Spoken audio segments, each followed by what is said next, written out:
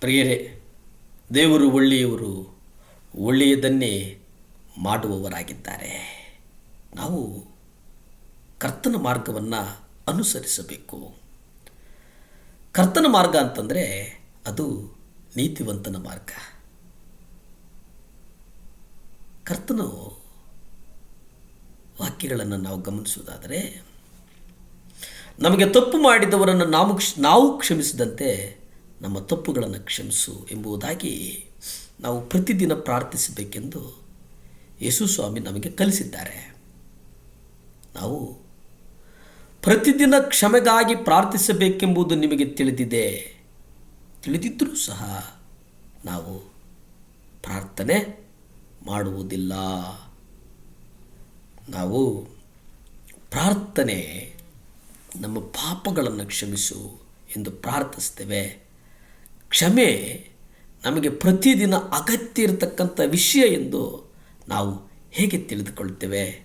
ಏಕೆಂದರೆ ಈ ಪ್ರಾರ್ಥನೆಯ ಇಂದಿನ ಸಾಲನ್ನು ನೀವು ಗಮನಿಸಿ, ಅಲ್ಲಿ ನಮ್ಮ ಅನುದಿನದ ಆಹಾರವನ್ನು ಇವತ್ತು ದಯಪಾಲಿಸು ಎಂದು ಪ್ರಾರ್ಥಿಸ್ತೇವೆ. ಕ್ಷಮೆ ನಮಗೆ ಪ್ರತಿದಿನ ಅಗತ್ಯವಾಗಿರುವ ವಿಷಯ ಎಂದು ನಾವು ಹೇಗೆ ತಿಳಿದುಕೊಳ್ಳಬಹುದು? ಏಕೆಂದರೆ ಈ ಪ್ರಾರ್ಥನೆ ಇಂದಿನ ಸಾಲನ್ನು ಗಮನಿಸಿದಾಗ ಒಂದು ಕುತೂಹಲ ನಮ್ಮನ್ನು ಕಾಡ್ತದೆ. ನಮ್ಮ ಅನುದಿನದ ರೊಟ್ಟಿಯನ್ನು ಈ ದಿನ ನಮಗೆ ದಯಪಾಲಿಸು ಎಂಬುದಾಗಿ ಒಂದು ತರ್ಜುಮೆ ಹೇಳ್ತದೆ. ಇನ್ನೊಂದು ತರ್ಜುಮೆ ನಮ್ಮ ಅನುದಿನದ ಆಹಾರವನ್ನು ಇವತ್ತು ದಯಪಾಲಿಸು ಎಂಬುದಾಗಿ ಹೇಳ್ತದೆ. ಅಂದರೆ ನನಗೆ ಇಂದು ನನ್ನ ದೈನಂದಿನ ಆಹಾರ ಅದು ನನ್ನ ವಿನಂತಿಯಾಗಿದೆ. ನೀವು ಇಂದು ನನ್ನ ಪಾಪಗಳನ್ನು ಕ್ಷಮಿಸಿರಿ.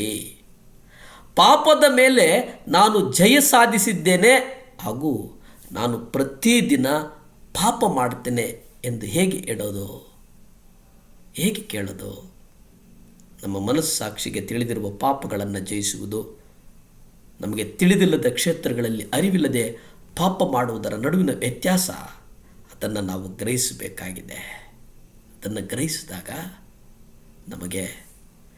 ನಾವು ನಿಜವಾಗಿ ನಮ್ಮ ಜೀವಿತದಲ್ಲಿ ಸುಮಾರು ಸಲ ತಿಳಿದು ಮಾಡಿರುವಂಥ ಪಾಪಗಳು, ತಿಳಿಯದೆ ಮಾಡಿರುವಂಥ ಪಾಪಗಳು, ವೈಯಕ್ತಿಕ ಈರ್ಷೆಗಾಗಿ ಮಾಡಿರುವಂಥ ಪಾಪಗಳು, ವೈಯಕ್ತಿಕ ಶ್ರೇಯೋಭಿಲಾಷೆಗಾಗಿ ಮಾಡಿರುವಂಥ ಪಾಪಗಳು, ವೈಯಕ್ತಿಕ ಸ್ವಯಂ ಪ್ರತಿಷ್ಠೆಗಾಗಿ ಮಾಡಿರ್ತಕ್ಕಂಥ ಪಾಪಗಳು, ಇವೆಲ್ಲವೂ ನಮ್ಮನ್ನು ಕಾಡಬೇಕು.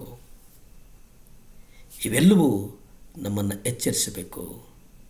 ಇವೆಲ್ಲ ನಮ್ಮನ್ನು ಎಚ್ಚರಿಸಿದಾಗ ನಮಗೆ ನಿಜವಾಗಲೂ ಆ ಪಾಪ ಎಲ್ಲಿ ಮಾಡಿದ್ದೇನೆ ಅನ್ನುವಂಥದ್ದರ ಗ್ರಹಿಕೆ ನಮಗೆ ಬಂದಾಗ, ಆ ಗ್ರಹಿಕೆಯ ಮೂಲಕ, ಆ ಗ್ರಹಿಕೆ ಉಂಟಲ್ಲ, ಆ ಗ್ರಹಿಕೆಯ ಮೂಲಕ ನಾವು ನಮ್ಮ ಪಾಪಗಳನ್ನು ಕರ್ತನ ಬಳಿ ಕ್ಷಮಾಪಣೆ ಕೇಳಬೇಕಾಗಿದೆ.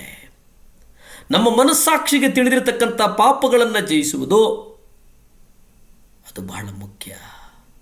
ನಾವು ನಿಜವಾಗಿ ನಮ್ಮ ಜೀವಿತದ ಬಗ್ಗೆ ಸುಮಾರು ಸಲ ನಾವು ತಿಳಿದಿದ್ದೇವೆ, ಅರಿತಿದ್ದೇವೆ, ಮನನ ಮಾಡಿಕೊಂಡಿದ್ದೇವೆ. ಆದರೆ ನಮ್ಮ ಜೀವಿತದಲ್ಲಿ ಪಾಪದ ಮೇಲ್ಭಾಗವನ್ನು ಮಾತ್ರ ಕಾಣಬಹುದು. ನಮ್ಮ ಜೀವಿತದಲ್ಲಿ ಪಾಪ, ಕ್ರಿಸ್ತನಿಗೆ ವಿರುದ್ಧವಾದ ವಿಷಯಗಳ ಬಗ್ಗೆ ನಮಗೆ ಅರಿವಿಲ್ಲದೆ ಹಲವು ಕ್ಷೇತ್ರಗಳಿವೆ. ಆ ಕ್ಷೇತ್ರಗಳಲ್ಲಿ ದೇವರು ನಮ್ಮನ್ನು ಕ್ಷಮಿಸಲಿ ಎಂಬುದಾಗಿ ನಾವು ಪ್ರಾರ್ಥಿಸಬೇಕು. ಕರ್ತನು ಕರುಣಾಮಯಿ, ಪ್ರೇಮಾಮಯಿ, ಆತನು ಮಹಾಮಾನವತ್ವವಾದಿ.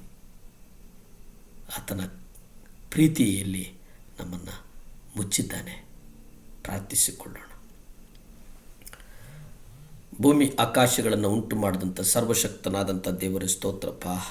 ಯೇಸುವೆ ಅಪ್ಪ, ಈ ಜಗತ್ತನ್ನು ನಿಮ್ಮ ಕರಗಳಿಗೆ ಒಪ್ಪಿಸ್ತಾ ಇದ್ದೇನೆ ಸ್ವಾಮಿ. ಜಗತ್ತಿನ ಅನೇಕ ದೇಶಗಳು ದೇವರೇ ಇವತ್ತು ಯುದ್ಧವನ್ನು ಸಾರ್ತಾ ಇದ್ದಾರೆಪ್ಪ. ನಿಮ್ಮ ಪಾದದಲ್ಲಿಟ್ಟು ಪ್ರಾರ್ಥಿಸ್ತೇನೆ ಸ್ವಾಮಿ. ಸಹಾಯ ಮಾಡು ದೇವರೇ, ಸಹಾಯ ಮಾಡು ಸ್ವಾಮಿ. ಪರಿಶುದ್ಧಾತ್ಮನೇ, ನಿಮ್ಮ ರಕ್ತ ಚೆಲ್ಲಲ್ಪಡಲಿ ಸ್ವಾಮಿ. ದೇವರೇ, ಆ ಯುದ್ಧಗಳನ್ನು ನಿಲ್ಲಿಸುವಂಥವರು ನೀವು ಸ್ವಾಮಿ. ಪ್ರತಿಯೊಂದು ಸಲ ಯುದ್ಧ ಮಾಡುವಾಗ ಶಾಂತಿಗಾಗಿ ಎಂಬುದಾಗಿ ಅನೌನ್ಸ್ ಮಾಡ್ತಾರಪ್ಪ. ಆ ಯುದ್ಧ ಮಾಡುವಂಥ ರಾಜಕಾರಣಿಗಳ ಹೃದಯವನ್ನು ಪರಿವರ್ತಿಸು ಸ್ವಾಮಿ. ಸಹಾಯ ಮಾಡು, ಆಶೀರ್ವದಿಸು, ಬಲಪಡಿಸು, ಸ್ಥಿರಪಡಿಸು. ಯೇಸುವಿನ ನಾಮದಲ್ಲಿ ಬೇಡ್ತೇನೆ ಪರಮ ತಂದೆಯೇ, ಆಮೆನ್, ಆಮೆನ್. ಹಲ್ಲೆಲೂಯಾ, ಹಲ್ಲೇ